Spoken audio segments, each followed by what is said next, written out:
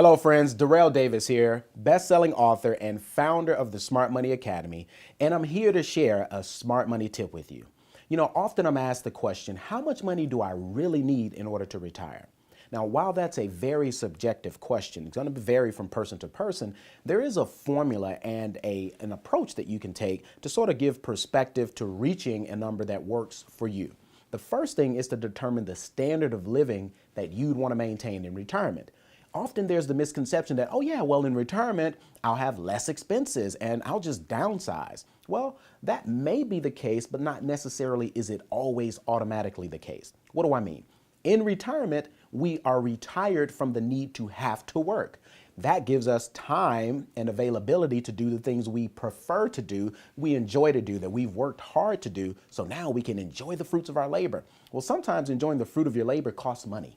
If you want to go out and spend time at the theater, if you want to get involved in the arts and even philanthropy, that's giving. If you want to travel and see the world or travel and see friends and relatives and family, that can cost money. So while many people don't have the same expenses in retirement, say your mortgage may be paid off, there are other expenses associated with enjoying the fruits of your labor. That's kind of unique because wealth in itself is a responsibility. So if you retire wealthy, there's even a responsibility in that. But that's another conversation.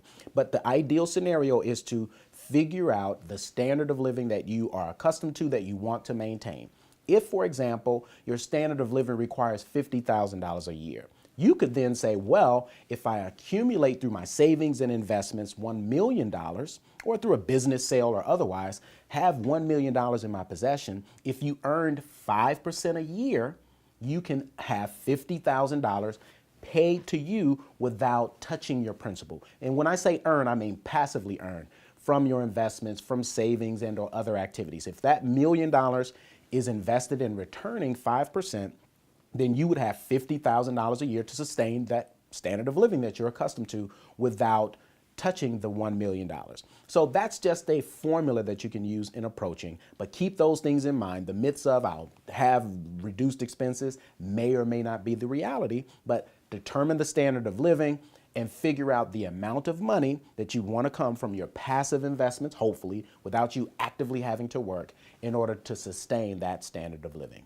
Until next time, learn to prosper, strive for mastery, and share your wisdom.